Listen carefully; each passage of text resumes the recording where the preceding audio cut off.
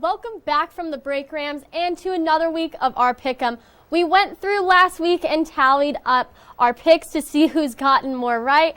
As of now, I'm the one leading the game, hopefully, if I can keep it up.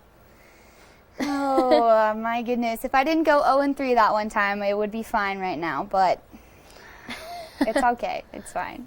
Keep picking the Chargers.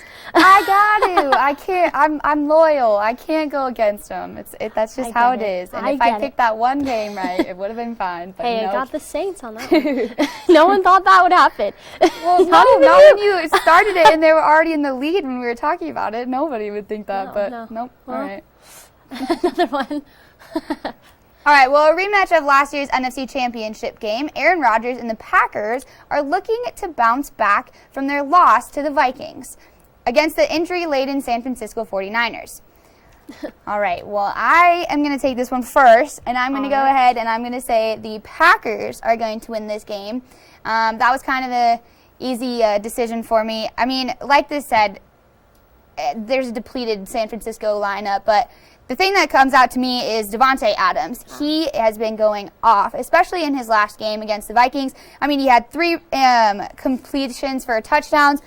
He's got 7 touchdowns on the season, which isn't a lot for him already, but, I mean, 3 in one game, that's kind of ridiculous. He was going all across the defense in that game. He's 43 for 58 of his targets, 502 yards, and he's not slowing down anytime soon either. So I think that's going to be the biggest difference for the Packers.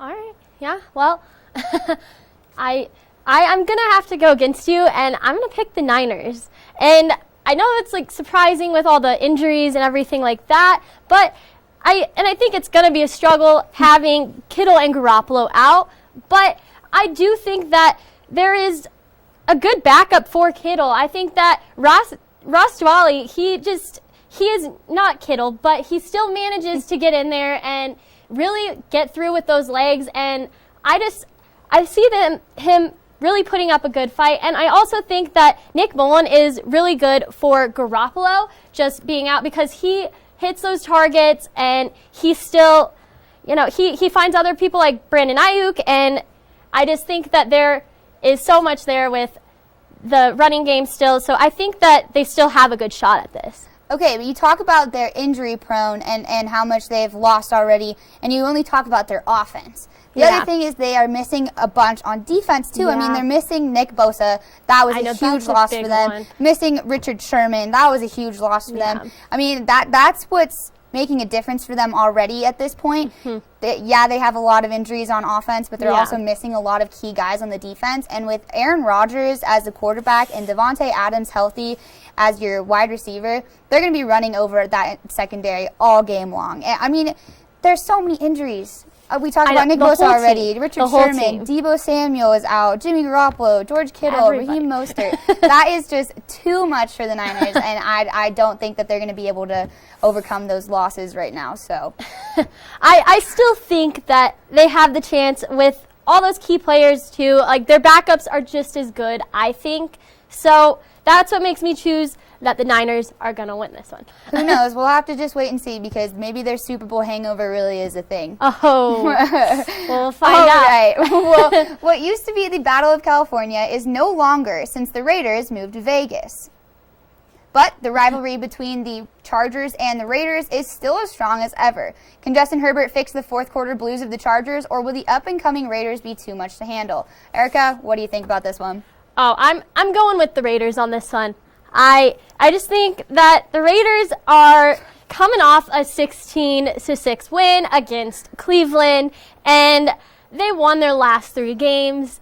And I just think that they have running back Josh Jacobs. He has 31 carries, 128 yards, rushing attacks piled up for a season high with 208 yards just last week. I think that he really showed that he can be one of their key players as a running back for the Raiders, and they're built for speed. Raiders are built for speed, and I think that they're just going to be running all over the Chargers, all over them, just because they've shown in their last, 3 games, almost all games, they have had the worst at the comebacks. they can't keep their lead. Biting my tongue over here. It's really hard to hear I that. know. But yes, I agree. It's tough to see the Chargers like this. Well, I mean, not probably tough for you, but it's tough for me for sure.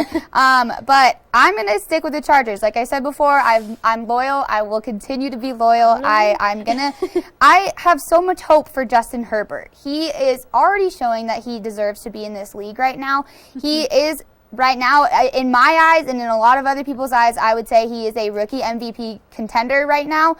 I think it's really like him and Joe Burrow right now, but he is proving himself in this league. And yeah, the offense is doing fantastic. Justin Herbert is, I mean, he's got 15 touchdowns, but he's making those little mistakes, and I think that's what's always ruined the Chargers in the past.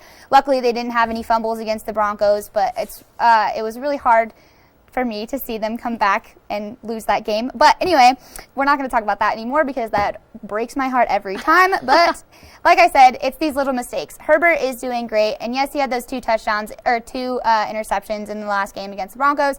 But I think that if the defense can continue to hold off and not give up in the second half, that'll be a big difference. But it'll be different. It'll be an interesting game because both the Raiders and the Chargers are very iffy anyway. So we'll see what happens. I had to make a choice, obviously.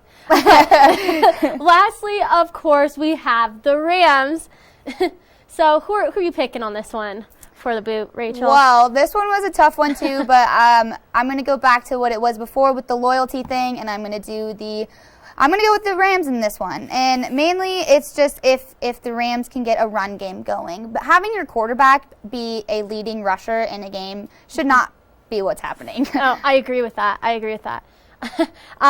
chose the Rams as well. I definitely think that it was the wrong choice to start him, Centillo, and I think that he does have strengths for the Rams, but he also, there's other things, like he knows the targets, so I just think that he's going to have to figure it out. Yeah, well, we'll just have to wait and see. Hopefully they can bring the boot back to Fort Collins. Oh, we'll be hopeful. Let's see.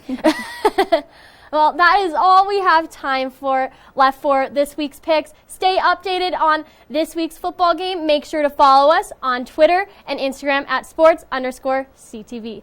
I'm Erica Johnson. And I'm Rachel Hallam. Tune in tomorrow night for Hunter Fillmore's weekly fantasy football breakdown. Good night, Rams.